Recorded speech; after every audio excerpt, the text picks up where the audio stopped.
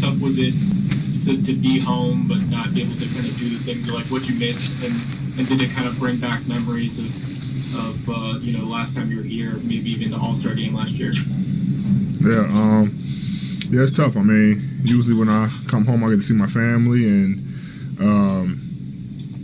they come to the games and support me. Being in the Western Conference my entire career so far, I've only come home once, and so during the season, and so I miss seeing them in the stands, and coming out and cheering me on, and supporting me. So that was different, but still having that feeling of playing in the United Center, a place where I've been several times in early career, high school, and things like that, and McDonald's game, and had a chance to come watch some games when D-Rose early years and things like that. So it's always good to play on this floor.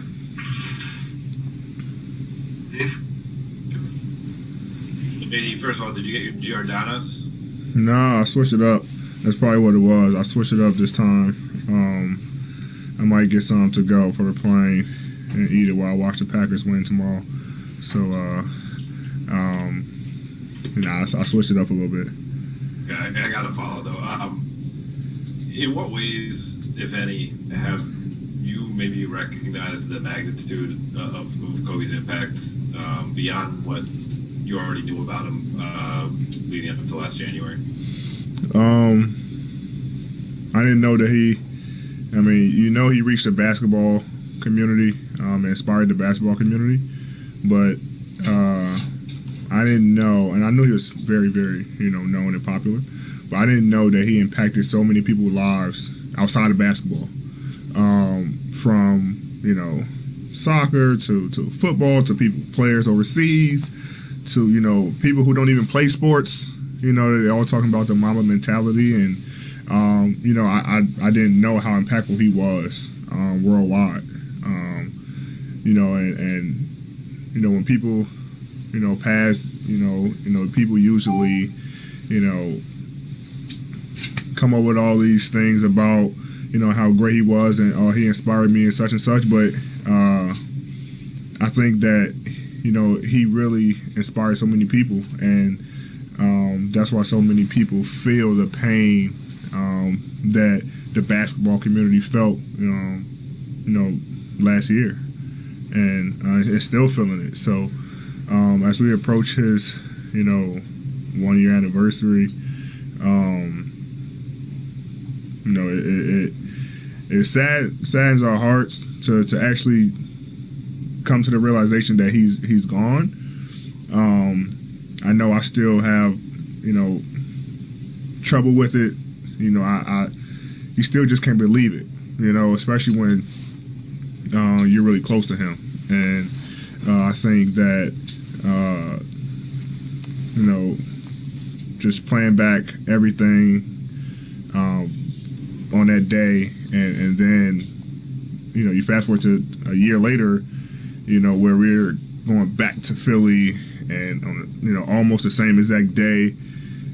It's just crazy, to really come to the realization that he's gone. So I think, to answer your question, I just didn't realize how many people he impacted worldwide. That's outside of the basketball community.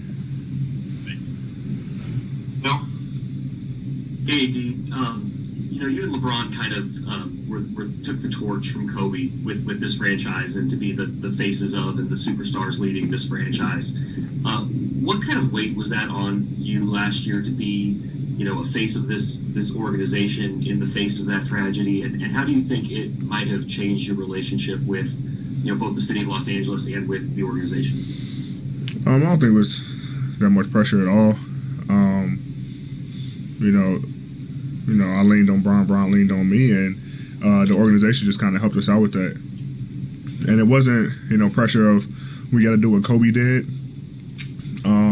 Because, before the tragedy, he would just tell us to go out there and just play basketball. There's no pressure.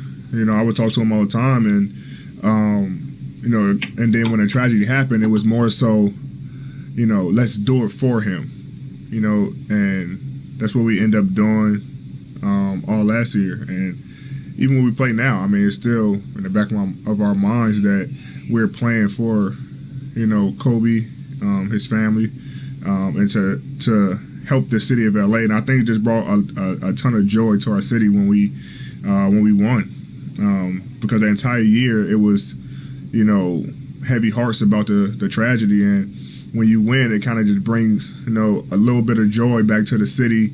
Doing it for Kobe, for the organization, for the city, and it kind of made it all, while we were playing the bubble and everything we went through that year, it made it worth it, because we know that we fought to the end for a purpose, and it wasn't just for ourselves. It was for the Bryant family, and we were able to get that accomplished. We'll take one more question, Dan. Eddie, along those lines, you just said it yourself. You guys had that moment in the bubble, right? Like that you had set out that goal that we were going to do this for Kobe.